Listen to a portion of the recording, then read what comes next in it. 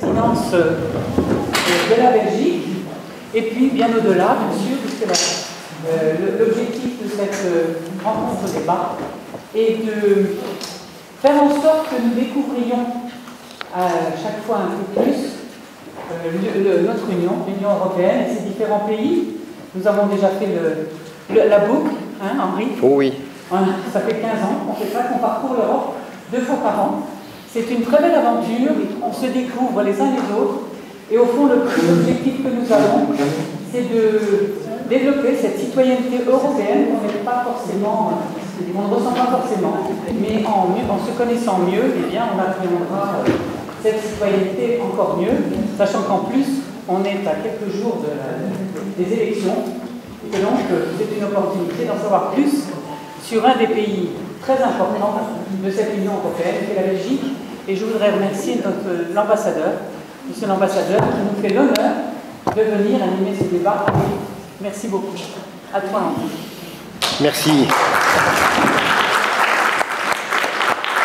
Merci Pascal. Effectivement, c'est une coopération qui se poursuit entre Musée en musique et l'Université populaire européenne de Grenoble. On a commencé cette coopération en 2009, donc ça commence à faire, sans oublier bien sûr la maison d'International et la ville de Grenoble, qui est partenaire aussi. On poursuit cette découverte culturelle des États membres de l'Union européenne. C'est une découverte au travers d'un moment musical, et beaucoup d'entre vous étaient déjà là au moment musical, d'autres pas forcément. Un moment musical, un moment culinaire, le repas semble avoir été apprécié par l'ambassadeur, et une conférence. Nous avons organisé 28 conférences depuis que ça fonctionne, 28 conférences, on a fait donc le tour de tous les États, sur les pays qui président pendant 6 mois le Conseil de l'Union. Cela nous permet, comme tu l'as dit, bien sûr Pascal, ça nous permet de mieux faire connaissance avec chaque pays et d'observer plus sérieusement son programme politique pour cette présidence. Pour la Belgique, c'est la 2e conférence avec la Belgique. La première s'était déroulée le 20 novembre 2010. On avait déjà eu une conférence sur ce. Alors nous accueillons aujourd'hui son Excellence l'ambassadeur Jo Indeke, ambassadeur de Belgique en France, qui nous fait l'honneur de sa présence. Merci beaucoup d'être venu vers nous. Vous avez d'ailleurs pu visiter le musée de Grenoble et découvrir les richesses du musée de Grenoble ce matin. Alors c'est important effectivement d'entendre un peu les programmes de la présidence. C'est vrai que depuis le 1er janvier jusqu'au 30 juin de cette année, cette responsabilité est portée par la Belgique. Et je crois que c'est important, c'est une présidence qui intervient après celle de l'Espagne et avant celle de la Hongrie, puisque la prochaine présidence sera le fait de la Hongrie. Je crois que c'est important. Je rappelle que la Belgique, mais vous le savez, est un des membres fondateurs de la construction européenne. Elle a commencé très tôt, bien évidemment, avec la Communauté européenne du charbon et de l'acier, 1953, et après tous les autres traités. Elle est aussi membre fondateur du Conseil de l'Europe, cette fois-ci, autre organisation internationale, cette fois-ci à Strasbourg. Alors on va, bien évidemment, vous écouter et vous questionner beaucoup. Vous avez la parole, bien évidemment. Merci beaucoup, Monsieur Oberdorf. Je suis très content d'être là. Ça fait 8 mois que je suis en poste à Paris comme ambassadeur de Belgique. Et c'est la toute première fois que je suis à Grenoble. J'ai découvert votre belle ville, et également le musée de Grenoble ce matin, qui abrite pas mal de chefs-d'œuvre d'artistes belges. Donc je suis très, très fier et j'étais très, très content de pouvoir le découvrir ce matin. Ce qui prouve qu'il y avait des liens, qu'il y a toujours des liens entre la ville de Grenoble et la Belgique. Je suis également très content de pouvoir faire cette conférence ici, dans le cadre de la présidence européenne. Les ambassades belges à l'étranger ont été demandées d'aller prêcher la bonne parole sur l'Europe et de ne pas se cantonner à la capitale de nos pays d'accréditation, mais également de sortir. Et donc, ce qui m'amène aujourd'hui à Grenoble, mais qui m'a amené à Marseille, à Nantes, Poitiers, Lille, Charleville-Mézières, et bientôt Nîmes. Et donc, la présidence belge de l'Union européenne, comme vous avez dit, ce n'est pas le Conseil de l'Union, de l'Europe qui a son siège à Strasbourg.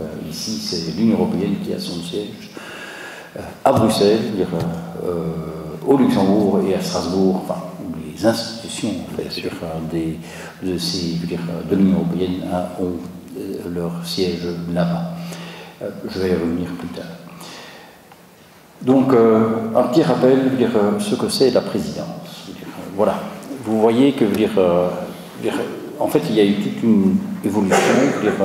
D'abord, il y avait, tout le pouvoir était en fait au niveau du Conseil, c'est-à-dire le Conseil des ministres, que ce soit le ministre des Affaires étrangères, les premiers ministres évidemment, au chef d'État, au sommet, puis les ministres des Affaires étrangères, les ministres de l'Industrie, des Finances, et ainsi de suite.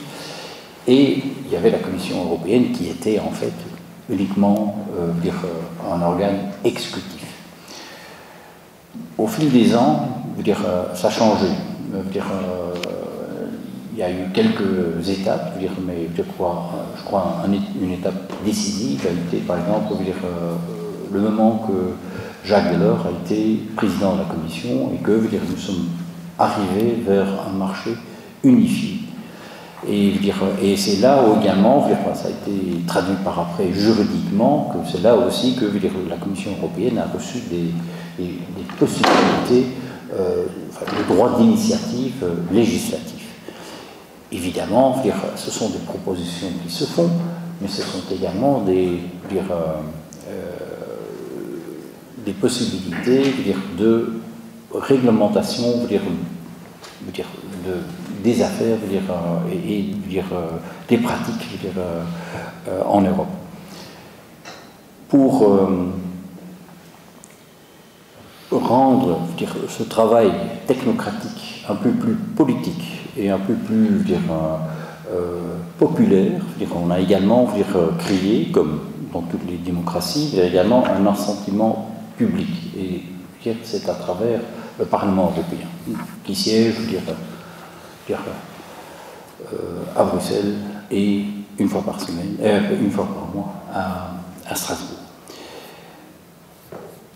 Et alors nous sommes arrivés à un système par lequel il y a la Commission européenne qui propose de la législation, le Conseil qui l'adopte et qui entre alors en dialogue avec les deux autres pour voir où on arrive à un accord politique. Ça s'appelle les trilogues, ce dialogue. Parce que finalement, tout ça doit être adopté par le Parlement européen. Ça ne sert à rien qu'il y a quelque chose qui est proposé par la Commission européenne, qui a ni l'assentiment du Conseil, c'est-à-dire des ministres des Affaires étrangères, économie ou finances, ni du Parlement européen. Et donc, la tâche principale de la présidence de nos jours, c'est en fait faire ces trilogues, faire en sorte que les propositions qui émanent soit de la Commission européenne, ou majoritairement de la Commission européenne, mais également des initiatives qui sont prises au niveau du Conseil de l'Union européenne, donc le Conseil des ministres, soient acceptées par les deux autres acteurs dans le jeu européen, soit la Commission européenne, soit le Parlement européen. Et donc, c'est le jeu de ce trilogue qui est devenu de plus en plus important.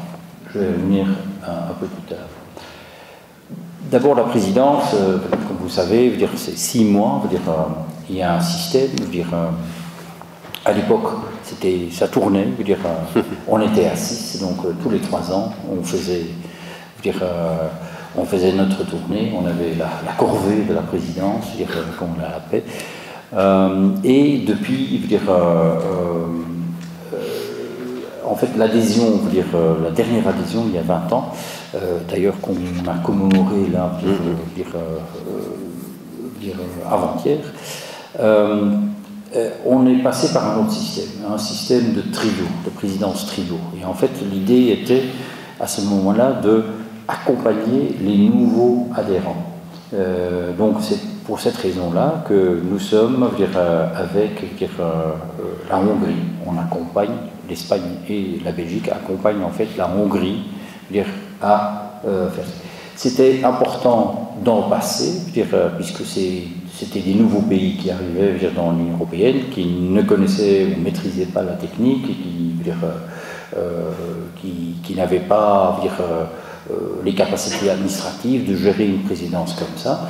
Et deuxièmement, on voulait également assurer la continuité. Parce que dans le passé, chaque présidence avait ses thèmes à eux, qui étaient importants. Pour l'Europe de l'Est, c'était surtout la Russie, les relations avec la Russie. Pour le Sud, les pays du Sud, c'était surtout les relations avec le Maghreb et le Machrek. Pour le Nord, c'était les relations, la pêche, beaucoup de la pêche, également les relations avec la Russie, la France, l'Allemagne, tout le monde avait ses propres dadas. Et en fait, ce qu'on a voulu, c'est par ces trios, c'est également pour instaurer un genre de rythme, une continuation, sur les grands thèmes des présidences qui se relayaient de présidence en présidence.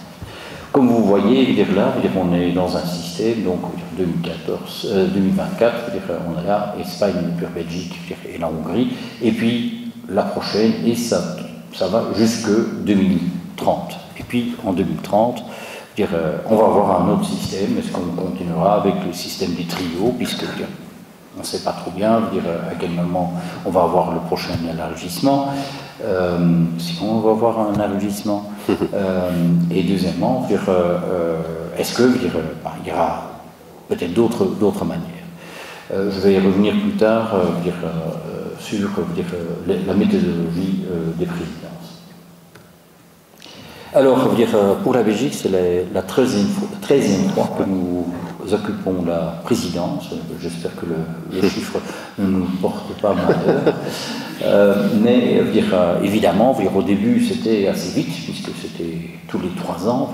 Évidemment, dernièrement, c'est tous les 12-13 ans qu'on aura la présidence, si on maintient le rythme d'une présidence de 6 mois. Une rotation chaque 6 mois des pays membres de l'Union européenne. C'est une présidence qui vient également à la croisée de chemin. Nous sommes à un moment quand même important, d'abord à cause de ce qui se passe dans le monde. On vient de sortir d'une pandémie, il y a eu une crise économique, tous les plans de relance qui ont été lancés à ce moment-là, pour sortir quand même de cette régression économique que nous avons connue. Il y a la crise énergétique, la désinformation que nous vivons actuellement, le changement climatique. Et on a également des choses qui nous tombent dessus comme ça, comme l'invasion de la Russie, de l'Ukraine et le conflit, ou les conflits au Moyen-Orient qui ont un impact sur la politique européenne et également sur les sujets qui sont traités dans les différentes enceintes européennes. Alors, à ce moment-là, nous sommes également à un moment particulier, puisque nous sommes en fin de mandature. Je m'explique. Le cycle législatif 2019-2024 se termine, et on aura les élections le 9 juin prochain sur l'ensemble de l'Europe. Et ça veut dire que, en fait, tout le programme législatif devra être terminé avant la fin de la moitié de ce mois. Parce que le Parlement européen a eu sa dernière réunion plénière, ils ont déjà voté, il y a encore quelques votes qui sont prévus dans quelques jours, et puis ils partent, le Parlement européen est dissolu, et puis il y a de nouvelles élections qui vont se mettre en place, qui vont avoir lieu, et le nouveau Parlement va se mettre en place à la mi-juillet. Ça veut dire qu'il y a une nouvelle mandature, une nouvelle législature européenne qui va se mettre en place, mais également que nous, la Belgique, nous devons faire en sorte que tous les textes qui sont encore là, que nous avons identifiés ensemble comme étant des textes qui faudrait encore passer sous cette législature, on doit les passer. C'est un travail titanesque, et je vais en revenir un peu plus tard. Deuxièmement, nous devons également préparer le prochain cycle législatif, donc celui de 2024-2029. Et c'est pour cela que nous voulons faire adopter en juin, lors du Conseil européen de juin, qui est la fin de notre présidence, nous voulons faire adopter un agenda stratégique, où au moins les grands points de l'agenda stratégique qui va déterminer en fait, quelque sorte, la marche de l'Europe pour les 5 années à venir. Alors, quel est notre programme? C'est un peu daté, puisque évidemment, nous sommes déjà 4 mois dans notre présidence. Mais ce sont des choses, et je vais également revenir en présentant le programme sur certaines choses qui ont été importantes et que nous avons pu réaliser avec l'aide évidemment de nos partenaires européens.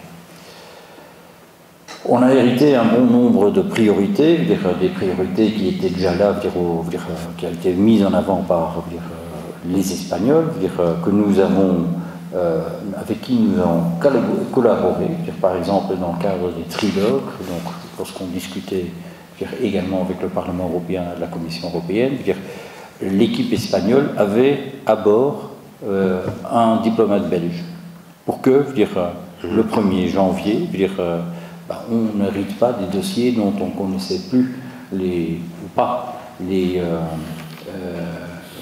détails. Donc, on était déjà intégrés dans les équipes de négociation espagnoles, et comme ça, nous avons pu faire et gagner du temps, en quelque sorte, afin d'approvisionner ces dossiers dans le cadre. Comme présidence, ce qui est un principe très important, c'est d'être le honest broker. C'est-à-dire qu'on ne peut pas mettre en avant nos priorités. Comme présidence, on doit faire les compromis. Maintenant, une chose qu'on sait bien faire en Belgique, c'est faire des compromis, puisque c'est dans notre nature, c'est notre système politique, la nature de notre pays, de coexistence, de faire des compromis. Et donc, voilà, c'est également pour cette raison-là que, en tant que honest broker, on essaye de trouver des accords parmi les 27 États membres, afin de trouver, alors, par après, l'accord avec le Parlement européen. Ça veut dire que, en tant que présidence, on oublie un peu ses propres dadas. Et pour certains pays, c'est très difficile. Certains pays ne l'aiment pas, et donc ils confondent le rôle de présidence, comme présidence de honest broker, ou de faire valoir leurs propres priorités. Et parfois, c'est également, ça porte en soi la défaite, ou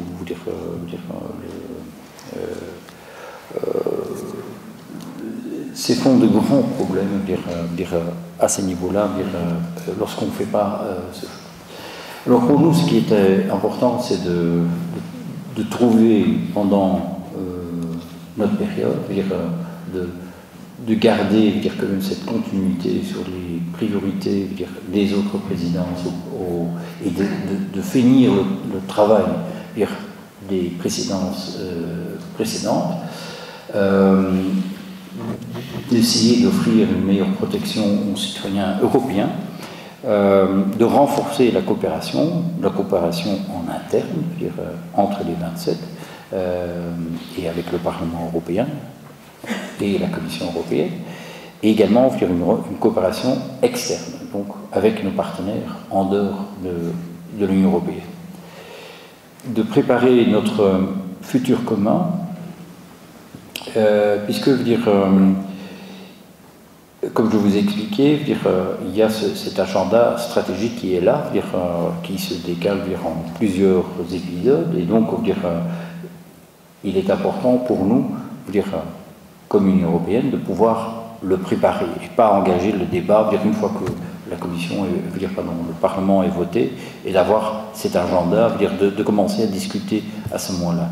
Non, il serait bien qu'on puisse déjà avancer en quelque sorte, quelques jalons de cet agenda stratégique. Et d'ailleurs, c'est de telle manière qu'on doit lire le discours que le président de la République, M. Macron, a prononcé à la Sorbonne il y a quelques jours.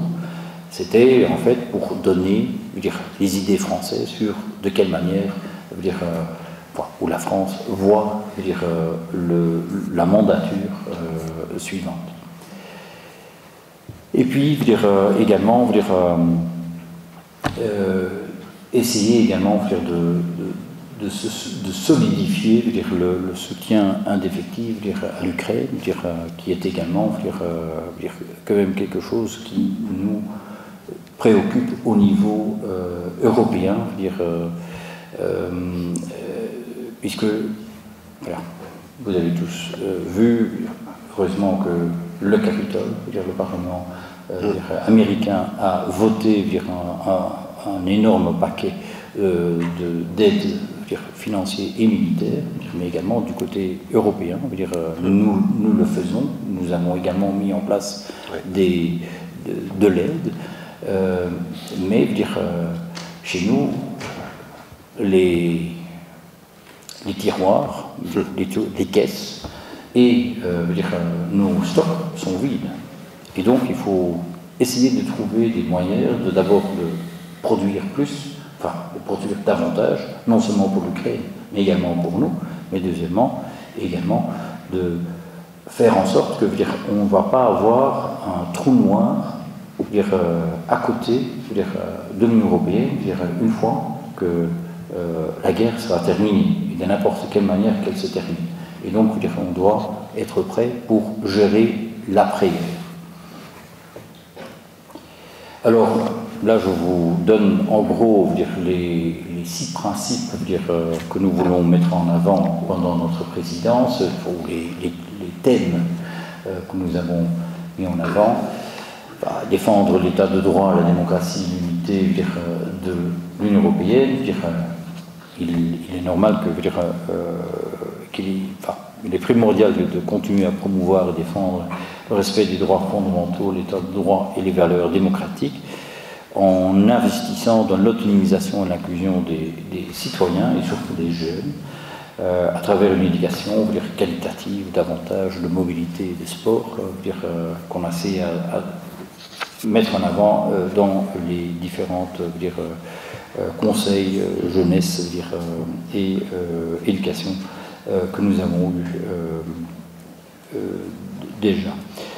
Également garantir le pluralisme des médias, la transformation numérique, et là je pense notamment à tout ce qui est l'intelligence artificielle, également très important, où l'Union européenne a été le seul pays au monde, le seul pays, ou unité de pays au monde, d'avoir trouvé ou avoir mis en avant un cadre normatif pour la régulation de l'intelligence artificielle. C'est très important. L'Union européenne est également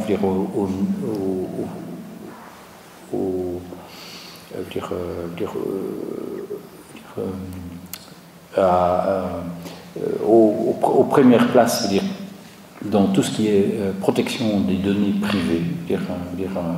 Et d'ailleurs, c'est pour cette raison-là que Mme Vestager, le commissaire pour la compétition, intente des procès à Apple, à Google, parce que elle estime que, je pense à ce titre, que nos valeurs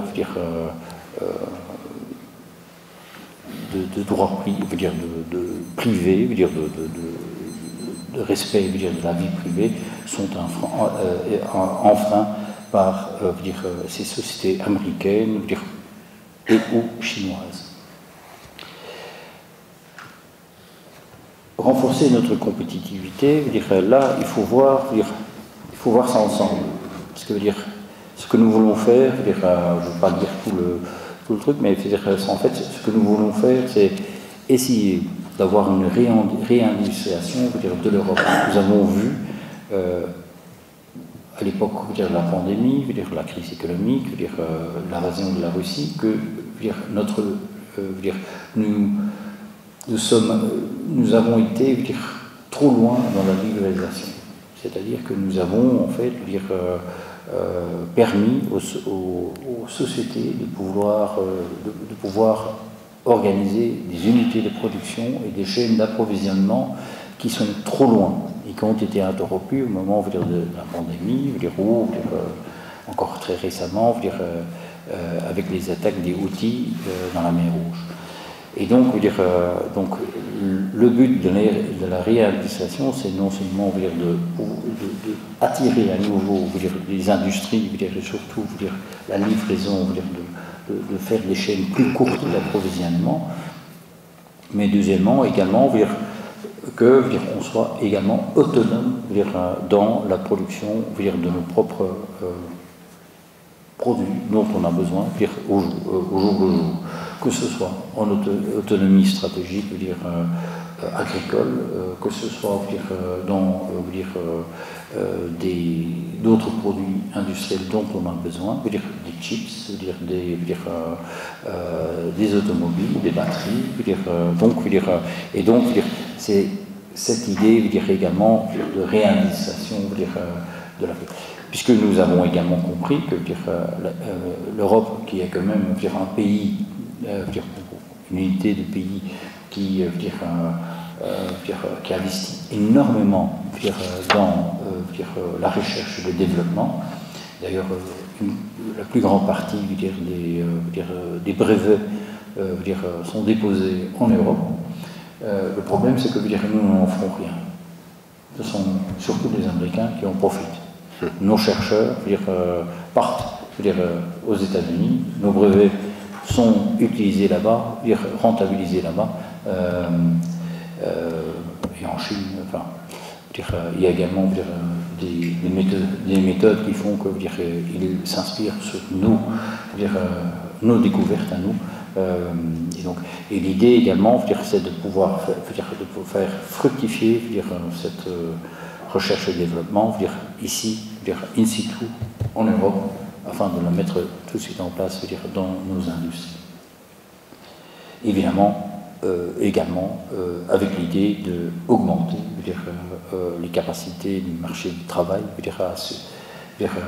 à accueillir davantage de personnes et également d'avoir une augmentation du niveau d'emploi, non seulement le taux d'emploi, mais également le niveau d'emploi. Donc d'avoir une formation continue pour les travailleurs afin qu'ils puissent également suivre les démarches, ou l'augmentation de leur des capacités techniques dont l'industrie a actuellement besoin. La réindustrialisation, il faut le voir en parallèle avec la transition écologique. Donc tout ce qui est le Green Deal dont on parle actuellement, en fait, nous ne voulons pas le mettre de côté. Nous voulons que nous comprenons que ceci est nécessaire, mais il faut le faire d'une manière qu'elle soit d'abord buvable, si je peux dire ainsi, pour nous, qu'on puisse le faire, l'accepter, le payer, et ne pas nous mettre en position défavorable par rapport à nos concurrents mondiaux. Troisième élément, c'est également renforcer, à côté de la réhabilitation et la transition écologique juste, également avoir un programme social et sanitaire. Puisque nous avons compris que pour l'instant, les citoyens ne se retrouvent plus dans cette Union européenne. On fait beaucoup de choses pour les industries, pour les grands secteurs, mais le citoyen lambda ne s'y reconnaît pas ou plus. C'est pour ça également que nous voulons il y a un socle social plus élargi qui, en même temps, amoindrit les injustices ou les capacités différentes dans les différents pays. Je m'explique. Pour l'instant, nous avons dans certains pays de l'Union européenne des taux d'emploi extrêmement importants, mais avec des salaires plus bas que chez nous. Donc ça crée une certaine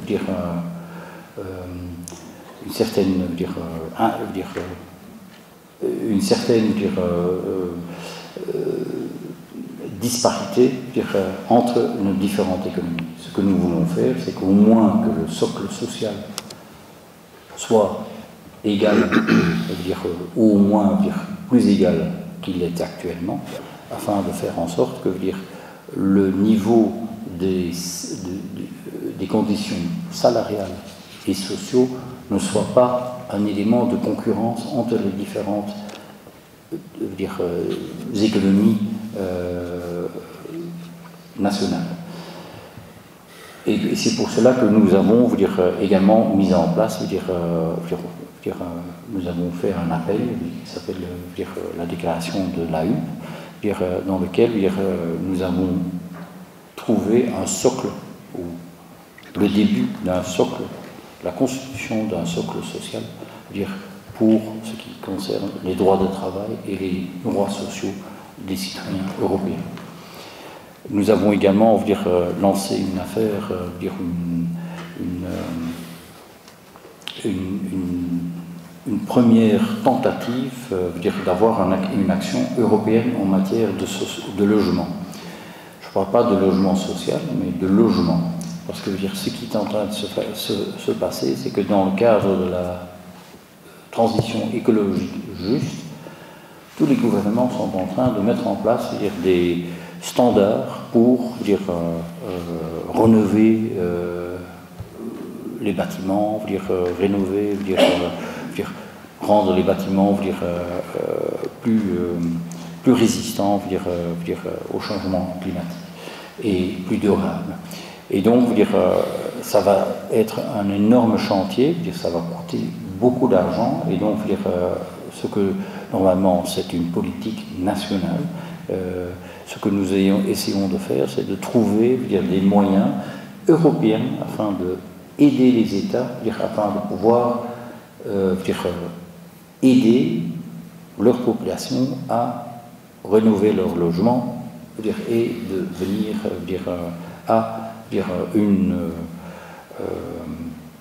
émission zéro, une maison passive vers 2050. Également, dernier point, c'était la sécurité d'approvisionnement en médicaments et meilleure gestion des médicaments. Nous avons vu pendant la pandémie qu'il y a eu des pénuries.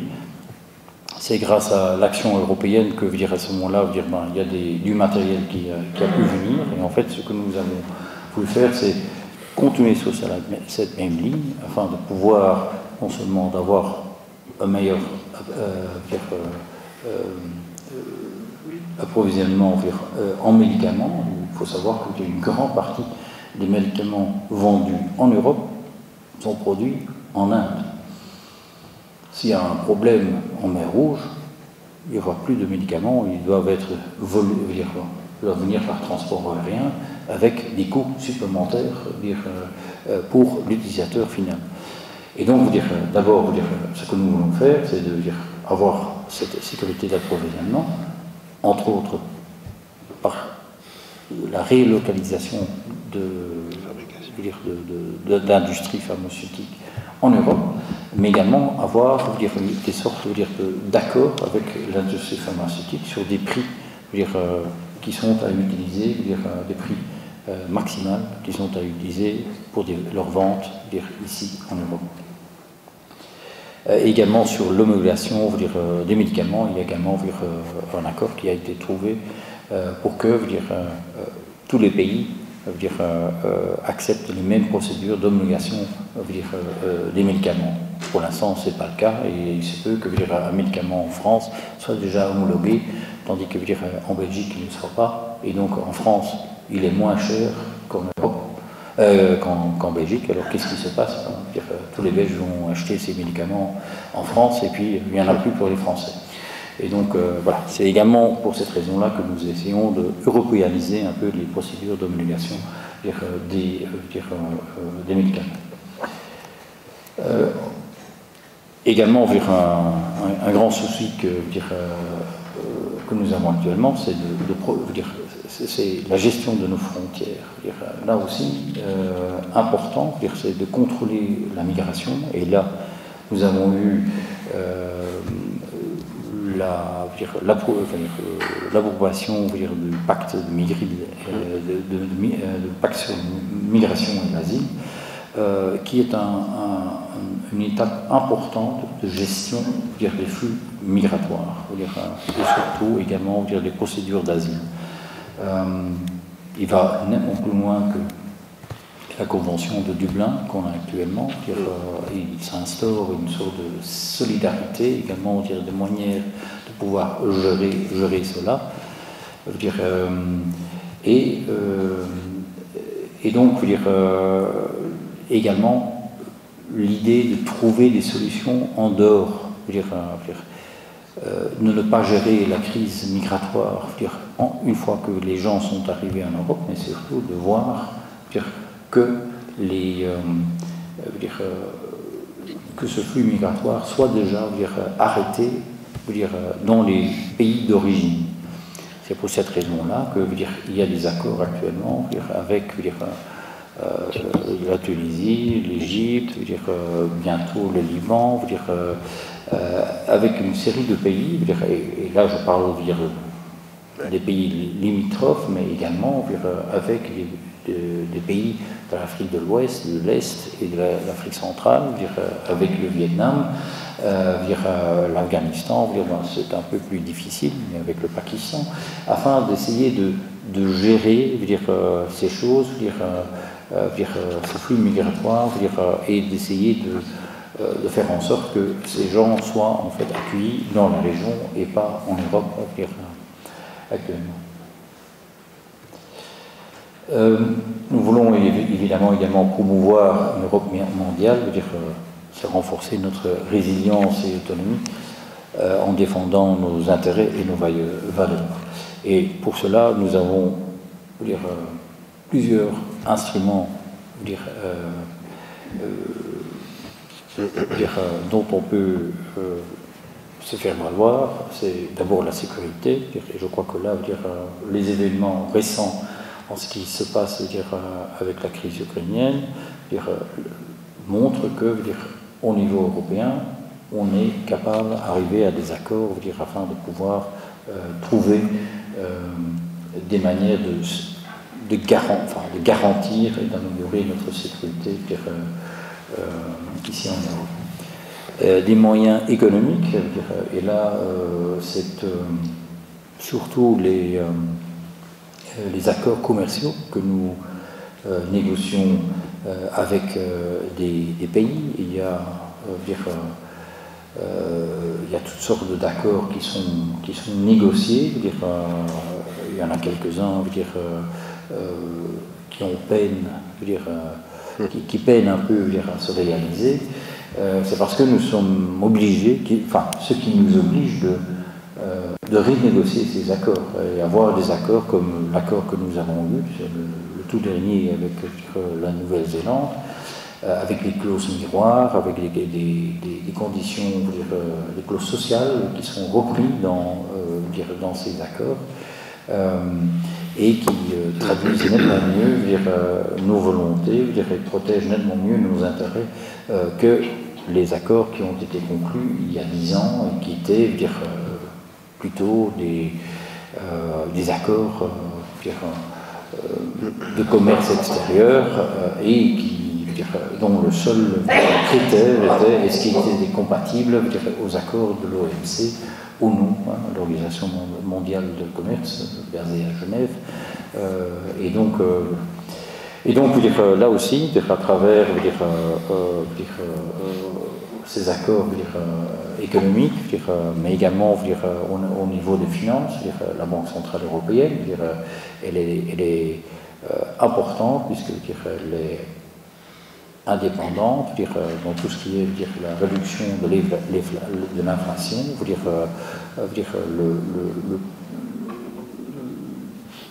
le soutien à la croissance économique.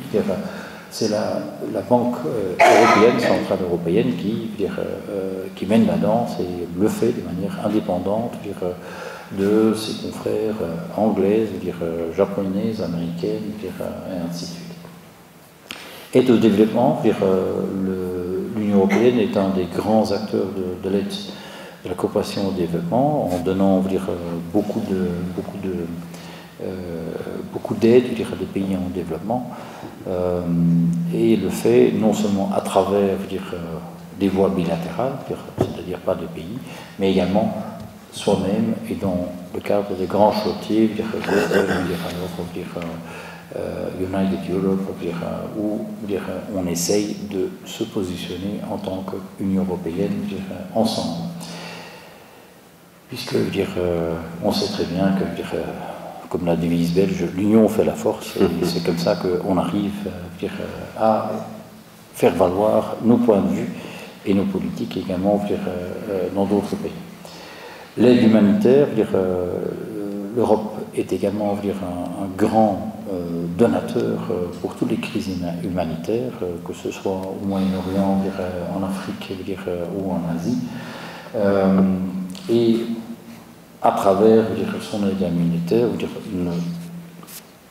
n'intervient pas à alléger les problèmes des populations en crise, mais également des pays où cela se passe, et également des organisations internationales qui gèrent, ou essayent de gérer ces crises.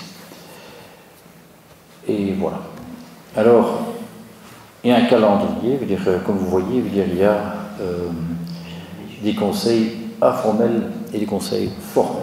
Alors, d'abord, les conseils formels, les conseils formels, ce sont des conseils qui ont toujours existé. C'est le conseil des chefs de gouvernement, enfin, chefs d'État et des chefs de gouvernement, c'est le sommet. Puis il y a le conseil affaires étrangères et affaires générales. Et il y a le conseil commerce extérieur, conseil économie et finances, ECOFIN.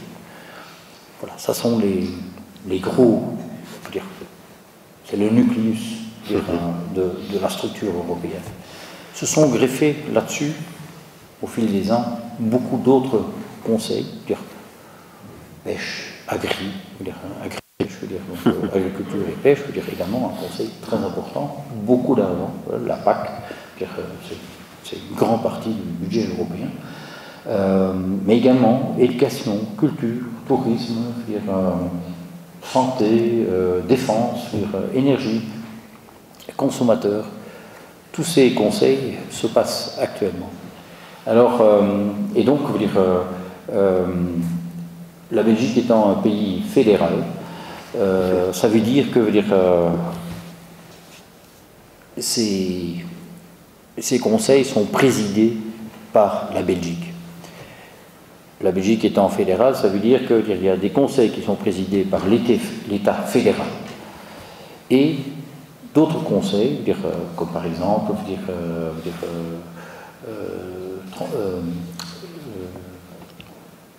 consommateurs, espace, cohésion, pêche, éducation, culture, tourisme. Ceux-là sont, présidés par un ministre régional belge qui siège là, pas en tant que représentant de sa région, mais en tant que représentant de la Belgique. Qu'est-ce qui se fait en Belgique, hors présidence aussi, c'est que nous avons des systèmes de dialogue entre l'État fédéral et les composantes régionales, par lequel nous nous accordons sur une position belge. Et il se peut que du côté régional, la Flandre a une toute autre vision que la Wallonie ou le fédéral, et donc on discute pour trouver une ligne, un accord sur la position à prendre. Si on n'y arrive pas, on s'abstient. Et donc, c'est un modus operandi qui est assez fort. Le fait de s'abstenir est un acte assez fort et qui mène généralement à ce qu'on trouve quand même, généralement in extremis, un accord entre les différentes entités fédérales. Donc, pour vous dire que tous ces... et je vais vous montrer, ça c'est le calendrier, ça c'est 3 mois. Il y a quasi tous les jours, il y a un conseil qui a lieu quelque part en Belgique, ou au Luxembourg. Il y a également une fois par, 2 fois par trimestre, les conseils formés ont lieu au Luxembourg. Et donc, c'est un mécanisme qui se met en place et qui demande également beaucoup de concertation interrégionale. Alors, où est-ce que nous en sommes? On vient de terminer 4 mois dans la présidence. On est presque... le cycle législatif est presque terminé. Voilà, vous voyez, l'accord, nous avons eu 67 accords avec le Parlement européen en trilogue, le mécanisme de travail entre Commission, Conseil et le Parlement européen. 67 sur 80 identifiés au début de notre présidence. 80 dont on disait, regardez, ça sont ceux qui sont vraiment prioritaires, qui doivent passer. Pour l'instant, nous avons 67 accords, on travaille encore sur quelques-uns, on n'arrivera pas à 80, ça on sait déjà, mais c'est-à-dire que, pour vous donner un chiffre de comparaison, les Espagnols sont arrivés à 20 dossiers, ceux d'avant eux à 15. Donc vous voyez que on a fait quand même en 4 mois pas mal de travail. On était aidé évidemment par le fait que les parlementaires européens savaient aussi que c'était à la fin de leur mandature, s'ils voulaient encore avoir un acte législatif qui allait dans la direction qu'ils voulaient, c'était maintenant ou jamais, parce qu'on ne sait pas ce que sera la constitution du Parlement européen après le 9 juin. Donc, nous avons, il y a quelques exemples. Il y a la directive visant à intégrer les travailleurs et travailleurs des plateformes. Là, ça c'était un des grands combats avec le gouvernement français qui n'était pas d'accord. Mais là, en fait, ce sont les autres pays, 25 pays, qui ont coalisé contre la France et l'Allemagne. Et donc, qui ont imposé en fait leur vue à ces 2 pays. Donc vous voyez, il y a des possibilités de faire des choses sans les grands pays. Mais ça a été un travail acharné pour y arriver, mais on y est arrivé. Et d'ailleurs, quelque chose que les Uber Eats et toutes ces les Airbnb et tout ça n'ont pas vraiment apprécié, puisque ça a également augmenté les coûts pour eux, surtout les coûts sociaux. Puisqu'on va vers une meilleure rémunération, une meilleure protection sociale pour les gens qui nous apportent notre nourriture lorsqu'on les commande par plateforme. Également, un espace européen de données de santé, pour l'instant ça n'existait pas. Donc là, on a mis en place un système par lequel on peut échanger de manière confidentielle certains dangers, surtout dans les régions transfrontalières, très importantes. Il y a des gens qui se font soigner, disons, à Lille, et puis ils disent, regardez, on n'a pas la solution chez vous, mais il y a une solution chez vous à court trait. Le patient doit refaire tous les examens à court trait, parce qu'il n'y a pas de possibilité de pouvoir transmettre les données, les examens, les résultats des examens. Et donc, c'est pour ça que nous avons mis en place des systèmes, un début de système par lequel on peut relier de manière confidentielle ces données.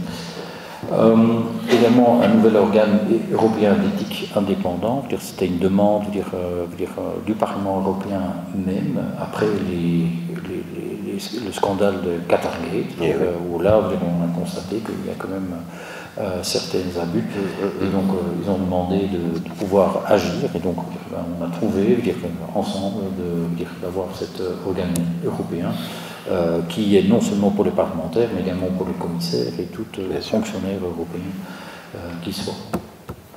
Également, un accord sur la cybersolidarité, la cybersécurité, une interdiction de vente de produits fabriqués ayant recours au travail forcé, qui sont défendus d'importation en Europe.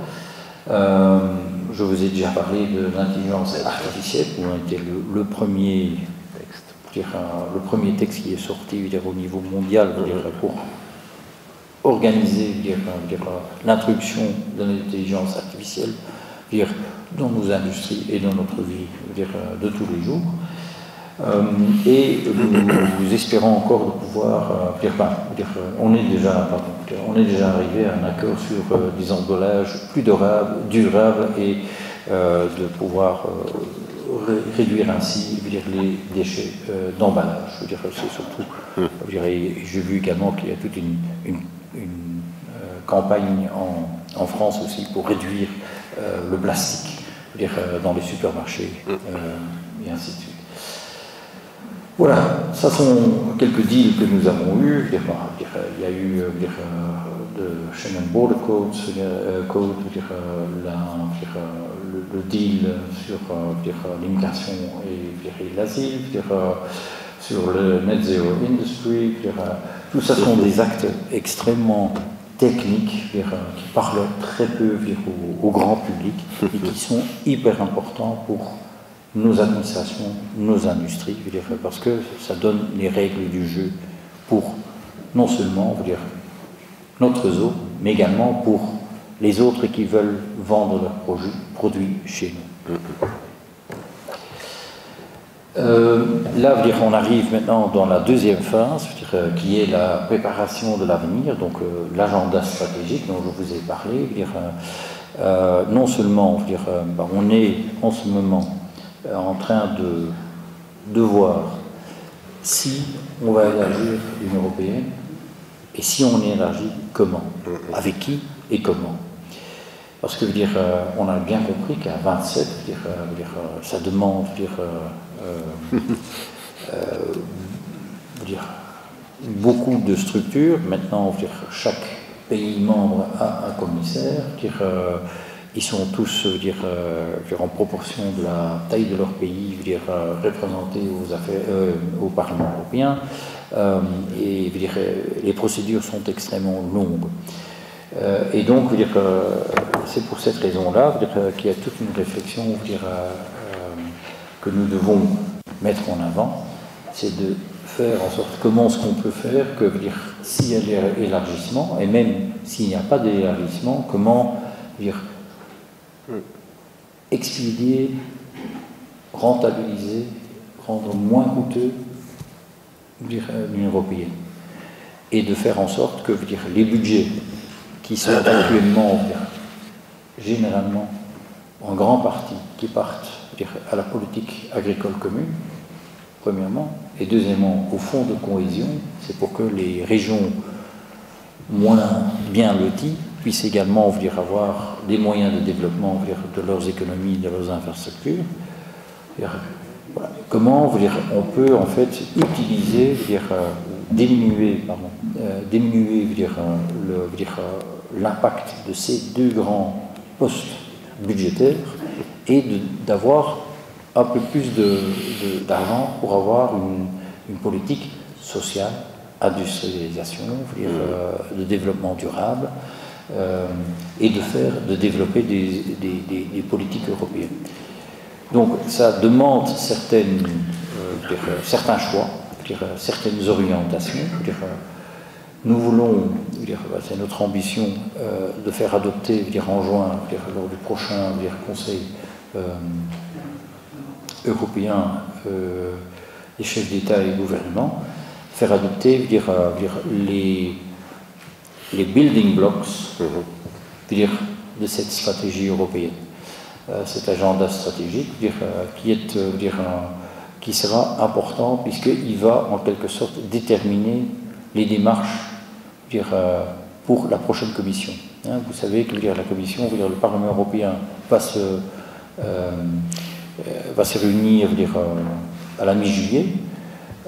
La Commission européenne, elle devrait être en place à la mi-septembre, où les nominations doivent se faire à la mi-septembre, et puis il y a les auditions dans le Parlement et ainsi de suite. Et ça veut dire que la présidence hongroise, une grande partie de la présidence hongroise, sera occupée avec les suites de l'élection hongroise. Mais alors, il faut donner un programme à cette commission. Et donc l'idée de la discussion en juin, c'est que on puisse en quelque sorte donner non seulement la commission, mais également au Parlement européen, le programme, les lignes qui doivent tracer pendant cette prochaine législature jusqu'en 2029.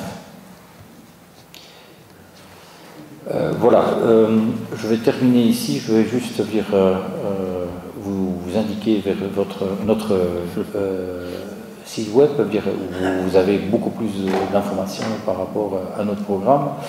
Rassurez-vous, il est également disponible en français, en français, néerlandais, anglais, allemand, puisque on a 3 langues nationales en Belgique, le néerlandais, 60% de la population, 40% de la population qui parle français, enfin, qui est francophone, et puis 1%, 100 000 personnes qui parlent l'allemand. Et donc c'est la raison que notre roi, lorsqu'il fait ses allocations, fait 50%, de moitié du texte en néerlandais, l'autre moitié en français, et une phrase en allemand. Voilà, comme ça tout le monde se compte. Et pendant la présidence belge, vous parlez tous anglais?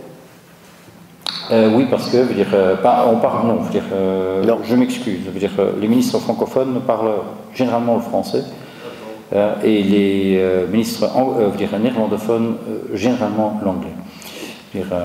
Voilà. Et évidemment, ça c'est dans les sessions informelles. Lors des sessions formelles, tout le monde pourrait parler sa langue à soi.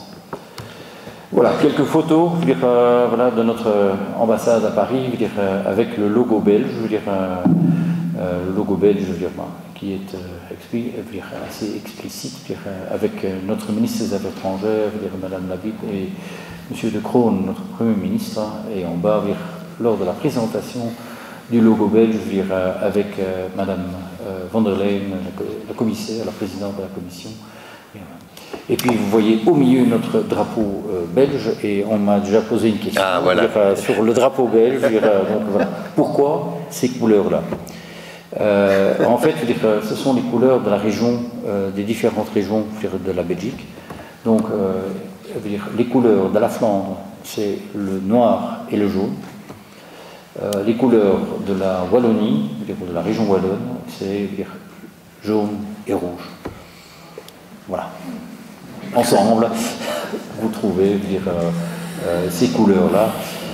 Il y a une explication beaucoup plus historique, mais celle-là, elle est bonne. Merci. Merci. Il n'y a même pas une photo du rose.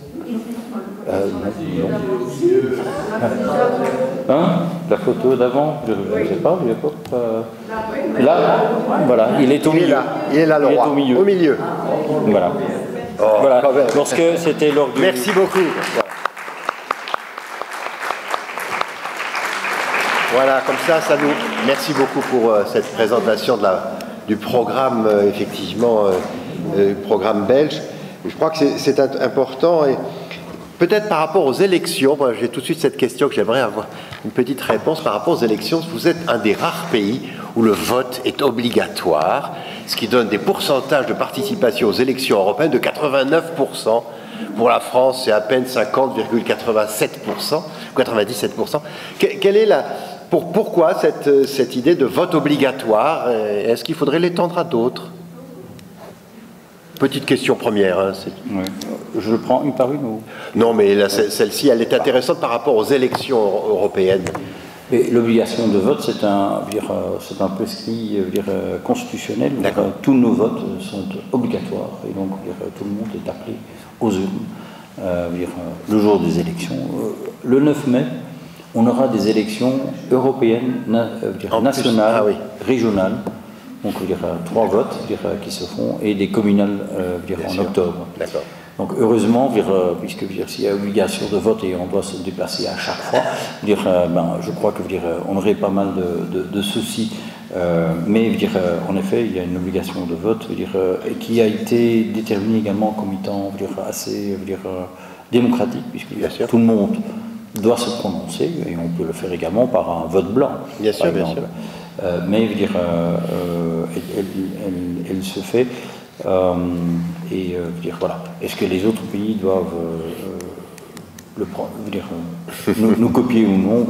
Ça, je laisse à la responsabilité de chaque pays. Non, c'était une première question pour commencer. Madame, oui?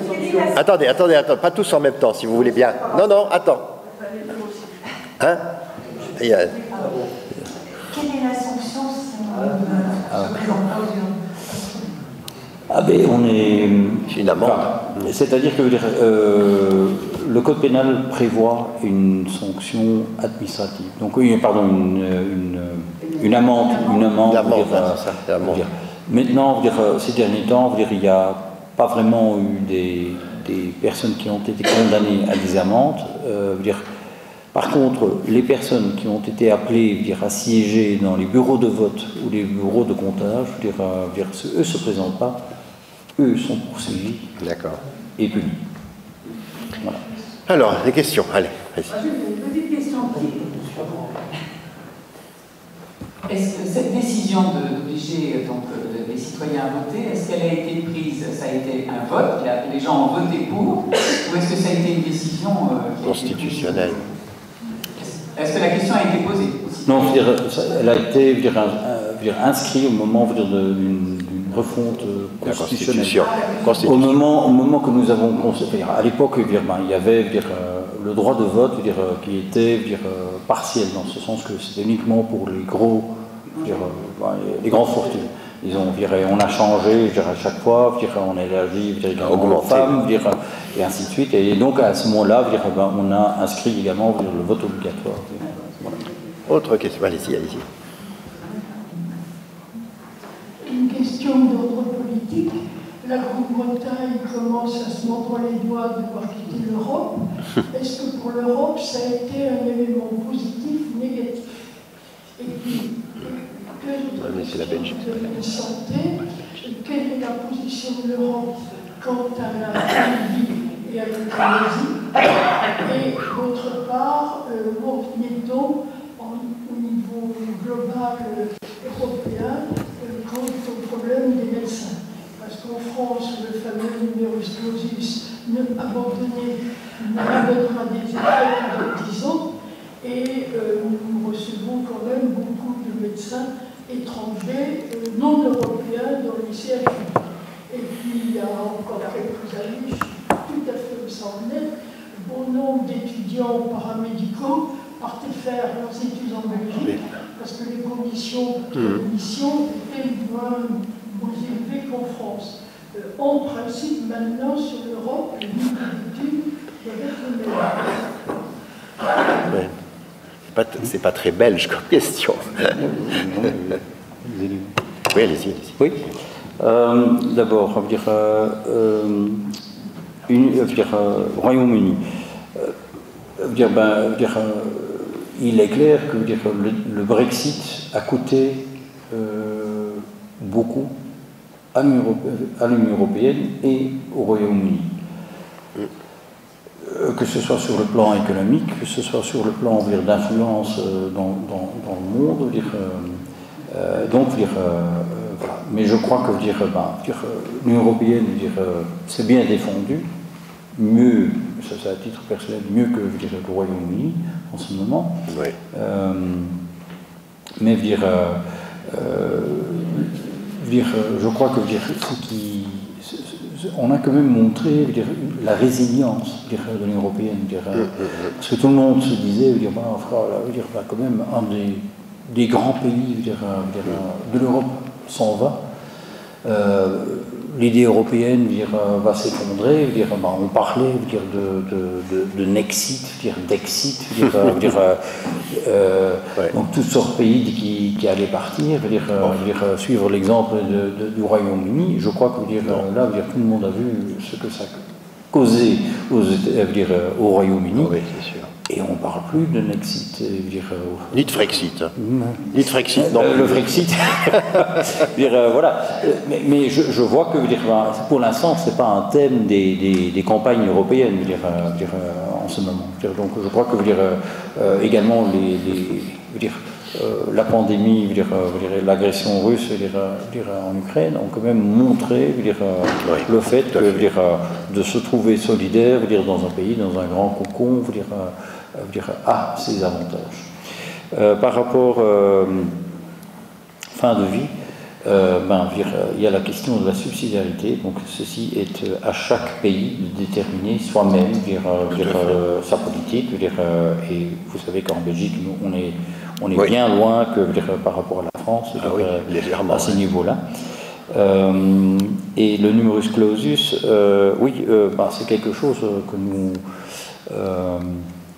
c'est un problème que nous avons également. Nous avons également le problème de trouver du personnel, des médecins, infirmiers, infirmières,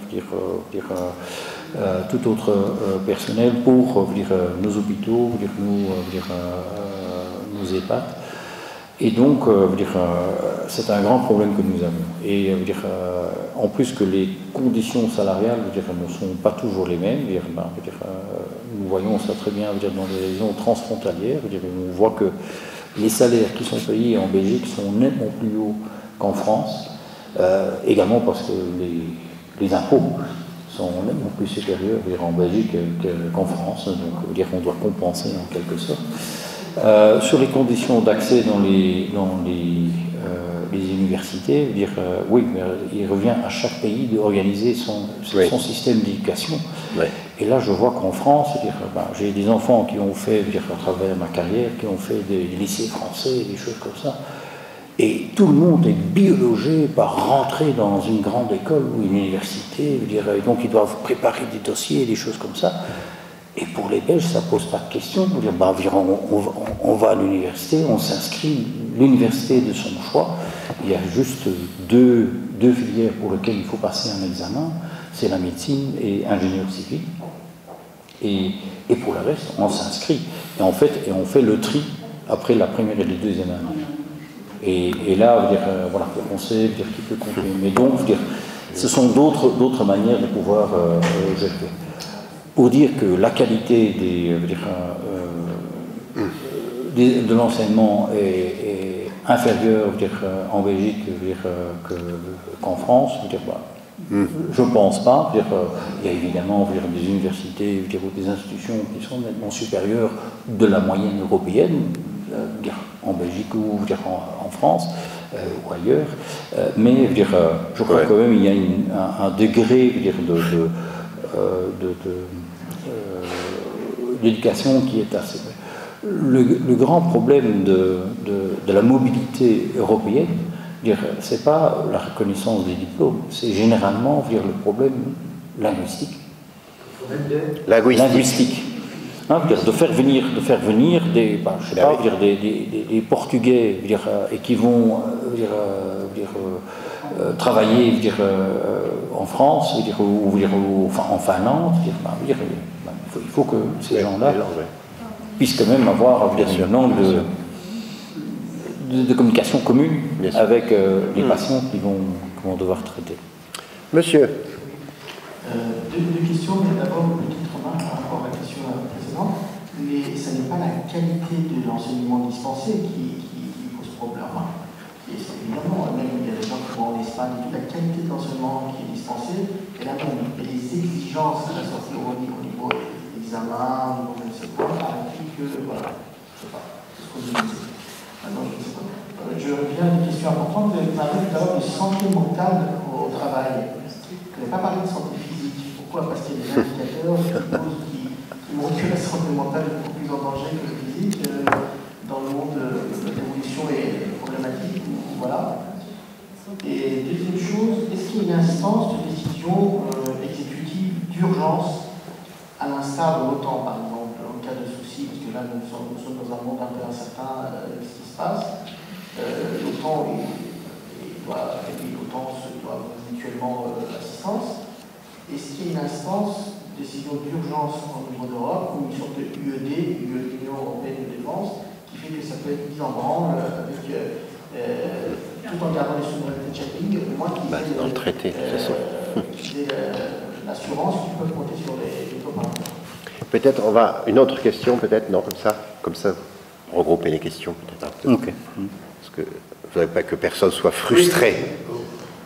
Je m'étonne que vous n'ayez aucune référence à ce grand artisan de la construction européenne depuis Paul-Henri Spaak, que j'ai l'âge de l'avoir rencontré 2 fois, même 3, et je ne cache pas une grande admiration pour lui. Je pense que son nom méritait d'être rappelé ici. Allez-y. Voilà, très bien. Par rapport à la santé mentale, c'est parce qu'il y a déjà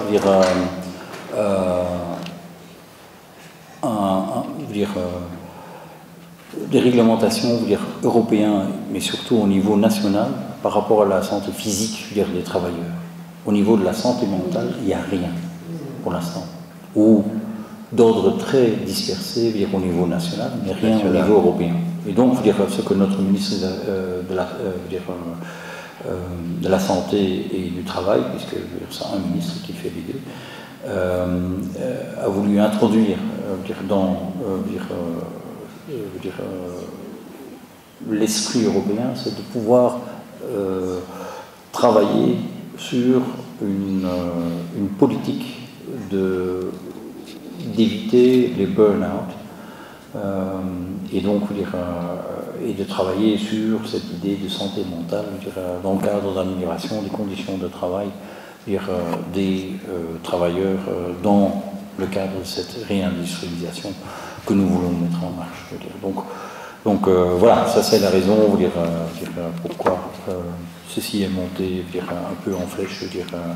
Mais ça ne veut pas dire qu'on a négligé la santé physique. Situation d'urgence en matière de défense, non, l'Europe de défense n'existe pas. Il y a eu quelques tentatives, mais ils n'ont jamais porté le fruit qu'il fallait. Il y a l'Eurocorps, il y a autre, il y a l'agence européenne de défense. Et donc, il y a certaines choses qui ont été mises en place, mais ça n'a jamais abouti. Alors, je crois que l'urgence à laquelle nous sommes confrontés actuellement, on fait bouger les lignes. Oui. Bouger les lignes de certains pays, non la France, sur certaines choses. D'abord sur l'industrie de défense, sur le commandement, et passation des commandements de troupes. On le fait déjà, pas en Europe, mais par exemple, il y a des missions européennes, en dehors de l'Europe, où des troupes françaises sont sous commandement espagnol, ou belge, ou autre. Et donc, ça existe, mais pas pour l'Europe même, puisque là, évidemment, il y a toujours l'OTAN qui est là, et qui est en fait le véhicule mieux approprié pour le faire. Le seul pays qui faisait un peu bande à part, c'était la France. Et donc, voilà, maintenant, suite à la crise ukrainienne, là, la France est quand même en train de changer, tandis que tous les Européens sont en train de dire, oui, mais attention, l'OTAN, c'est avec les États-Unis, si les États-Unis se désengagent, mais qu'est-ce qu'on va faire? Et donc là, pour cette raison-là, nous sommes, il y a ces idées du commissaire Breton, il a avancé quelques pistes pour mettre sur pied une défense européenne, une industrie de défense européenne, pour une meilleure collaboration, parce que la coopération actuelle consistait du côté français à dire nous avons notre société et les autres n'ont qu'à intégrer nos sociétés. Tandis que les Allemands, les Espagnols, les Suédois disaient autre chose. Ils disaient on a également des compétences, on ne sait pas pourquoi notre avion, notre tank devrait être moins bonne que celui des Français.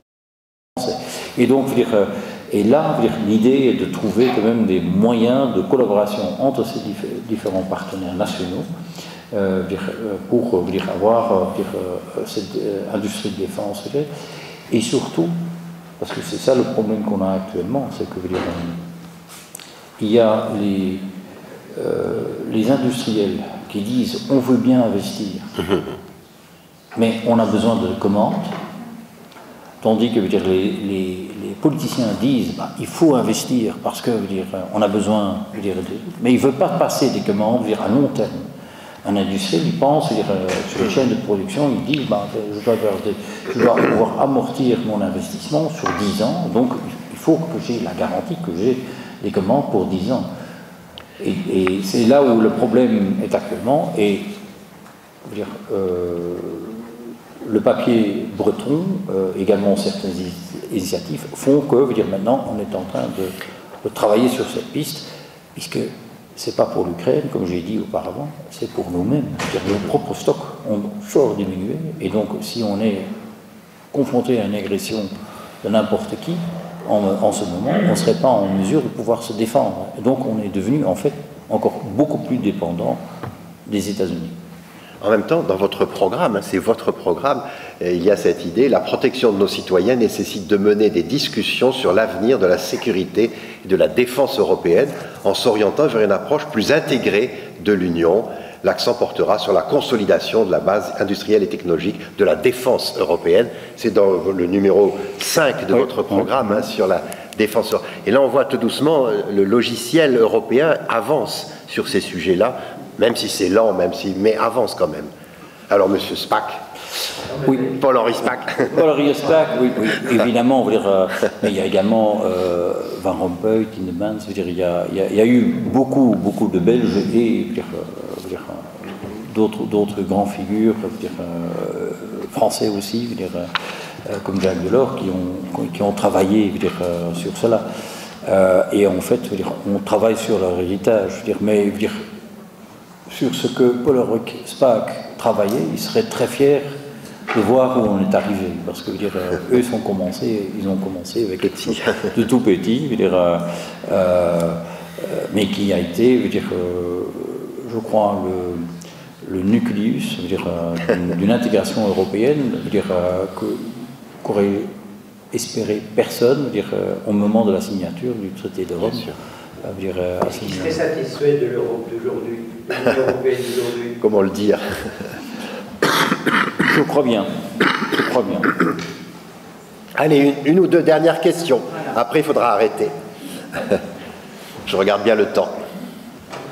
Deux questions par rapport aux médicaments, déjà. Vous avez parlé d'homologation, c'est ça? De homologation. Oui, homologation. Oui. Voilà. Et vous pouvez un petit peu plus approfondir, parce qu'il y a quand même une agence européenne du médicament à Amsterdam qui bosse là-dessus, déjà. Et d'autre part, à un moment, vous avez honnêtement dit que le citoyen lambda ne s'y retrouvait pas.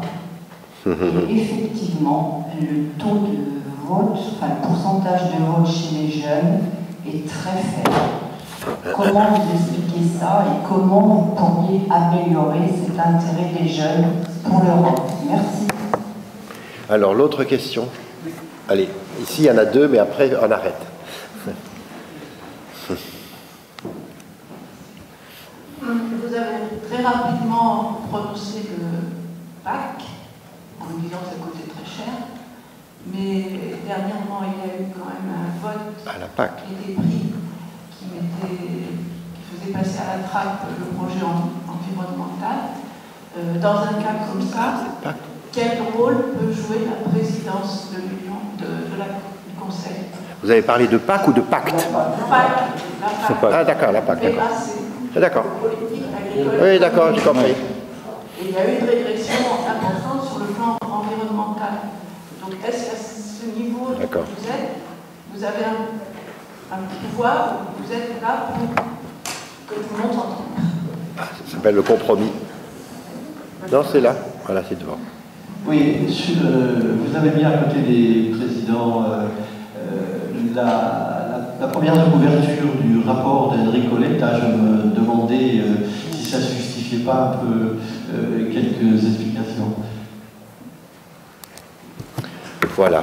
C'est les dernières questions, monsieur l'ambassadeur. J'ai le temps. D'abord, homologation. En effet, ce que nous avons constaté, que c'est pour le même produit, une homologation à travers l'agence du médicament européen, basée à Amsterdam, l'homologation prend pour le même médicament à peu près 1 an en Europe et 6 semaines aux États-Unis. Et donc, l'accord qu'on a eu, parce que, évidemment, tout dépend. L'agence travaille également avec des agences nationales. Et donc, le fait de rassembler les rapports, les tests et ainsi de suite, c'est pour ça qu'il y a 1 an. Donc, l'accord qu'on a eu, c'est en fait de raccourcir le temps de l'homologation et également que les tests qui sont demandés au niveau national soit également raccourci et simplifié en quelque sorte. Donc ça c'est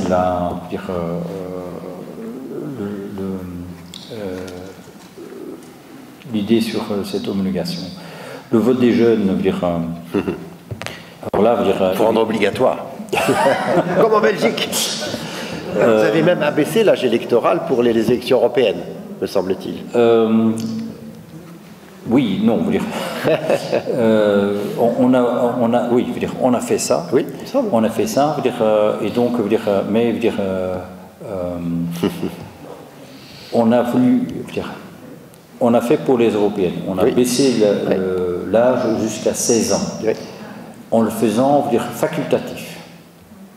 Et là, la Cour constitutionnelle belge est intervenue en disant non. Non, obligatoire. C'est obligatoire. Donc également pour les 16 ans qui doivent aller voter maintenant, c'était un genre de cadeau qu'on voulait faire aux jeunes intéressés, maintenant il se trouve que tous les jeunes sont obligés d'aller voter. Donc je ne sais pas si ça a été tellement bien perçu à la jeunesse. Mais il est vrai que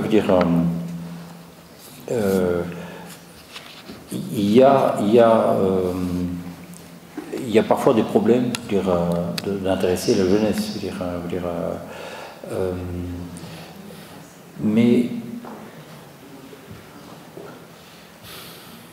par exemple au niveau du Brexit, le Brexit veut dire une grande partie de la jeunesse britannique n'a pas voté au référendum.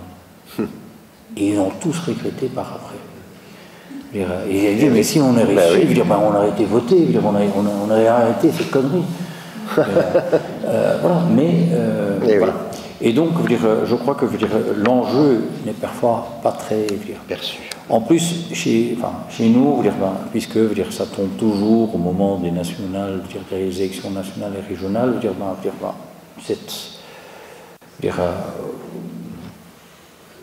on fait la part des choses. On sait très bien, ça c'est européen, ça c'est national et ça c'est régional. Dans pas mal de cas, je crois aussi en France, c'est en fait c'est un vote européen, mais qui est nationalisé, dirigé par des sentiments nationaux. Et voilà. Et c'est ça un peu le problème, parce qu'on vote pas pour l'Europe, mais on vote sur des thèmes nationaux qui sont là. Et intéresser les jeunes, c'est par une éducation, à l'école, qu'on parle de l'Europe, qu'on leur explique également les bienfaits. Si on parle d'Erasmus, si on parle de toutes les chances, les infrastructures sportives qui ont été construites avec de l'argent européen, dans le cadre des fonds de cohésion. Voilà, les gens ne le savent pas. On ne le sait pas. On ne le sait pas. Et même, une grande partie de la population européenne ne le sait pas. Et cela m'amène vers la PAC, parce que la PAC c'est un grand budget, c'est un paquet très important, et d'ailleurs c'est grâce à ça que l'agriculture en Europe survit et n'est pas tirée dans une spirale négative de concurrence. Alors, il faut savoir que il y a le cadre financier pluriannuel. Je vais être un peu trop technique maintenant peut-être. Il y a le cadre pluriannuel financier. Ce cadre fixe le budget pour quelques années. Comme je vous ai dit, il y a deux gros paquets. Il y a la PAC et il y a les fonds de cohésion. Le deal sur lequel on a voté, c'est que on a dit voilà, on maintient les cadres actuels, il faut encore formaliser le vote par vote, par après les justes répartitions. Mais en fait, ce qu'on a fait, on a en quelque sorte donné des assurances au secteur agricole, sur le financement et l'auteur du budget. Très important, surtout, on sait, je ne sais pas comment était la situation à Grenoble, mais à Paris, on a eu quand même droit à quelques manifestations, blocage des routes et des choses comme ça. Et donc, il est important, c'était non seulement à Paris, c'était également à Bruxelles, dans d'autres pays européens, que le secteur agricole a manifesté. Et c'était pour avoir cette assurance que, financièrement, voilà, il y a un budget qui est prévu, puisqu'ils ne savaient pas. Il y avait des idées de changer les équilibres dans ce budget de cadre pluriannuel financier. Alors, ce qui a été, ce qu'on a fait tomber, ça ne fait pas partie du PAC, ça fait partie en fait d'un autre package. C'est le package environnemental. Donc, je crois que vous vous référez à la suppression de l'interdiction d'utilisation de certaines insecticides. Ça, c'est quelque chose, entre nous, je peux dire que c'était un truc politique. Parce qu'il y avait une demande du secteur agricole qui était telle, et les ministres ont dit, ok, on laisse tomber, puisque on n'aura pas de... Vous avez assuré la finance et vous êtes aussi... C'est ce que voulaient les agriculteurs. C'est ce qu'ils voulaient. Mais bon. Ça, c'est les poids des lobbies, hein, bah oui. Et le lobby, en Europe, comme en politique nationale, ils pèsent. Ils pèsent. Et donc, ils ont des moyens de pouvoir faire valoir leurs points et d'avoir des deals dans leur intérêt. Et donc là, ce qui s'est passé, c'était du réel politique. Ouais. Voilà. Enrico Letta, deux mots. Ah, Letta. Oui, en effet. Donc, la présidence belge et la Commission européenne ont demandé à deux anciens premiers ministres, M. Letta et M. Draghi, de faire des rapports sur l'état de l'économie européenne. Et donc, M. Letta, il a présenté son rapport. M. Draghi devra encore le faire en juin. Mais en fait, on a demandé à M. Letta quelles sont les actions que nous devons encore entreprendre en tant qu'Union européenne pour parfaire le marché intérieur. Parce que qu'est-ce qu'on a constaté? Que le marché intérieur, au niveau des services, au niveau de commercial, ça existe. Mais au niveau des transports, au niveau des services financiers, au niveau de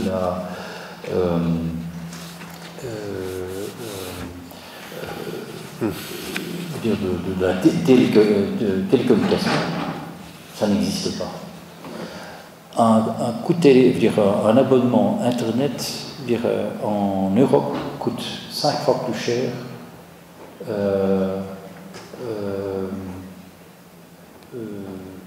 qu'en Angleterre. Je crois 100 fois plus cher qu'aux États-Unis, 400 fois plus cher qu'en Chine. Donc, ça veut dire que ce sont des choses qui nous désavantagent et qui nous désavantagent par l'existence d'opérateurs nationaux qui sont là. Même chose pour les banques. Le fait que nous n'avons pas des grandes structures bancaires européennes. Nous sommes venus à un point que le taux d'épargne en Europe est tellement grand que nous, Européens, nous donnons l'argent pompé vers les États-Unis, et on finance leur industrialisation. Et on ne s'en rend pas compte. Et on ne s'en rend pas compte. Bien sûr que non. Que nous sommes en train de financer leur croissance économique, au lieu de l'utiliser nous-mêmes pour financer nos propres besoins. Tout à fait, par notre épargne. Et donc, voilà. Et tout ça sont des choses, sont des constats, et donc il a donné quelques lignes directrices dans lesquelles on devrait travailler. Et donc, l'idée est que la présidence belge et la présidence hongroise vont vont faire un rapport qui sera également inséré dans l'agenda stratégique afin de pouvoir parfaire le marché intérieur sur ces points-là. Et ça sera également à la prochaine commission de le faire. Donc espérons qu'on aura un Jacques Delors, un Pascal Lamy pour le mettre en avant. Merci beaucoup, monsieur l'ambassadeur. Merci beaucoup. Et merci pour cette occasion. Voilà.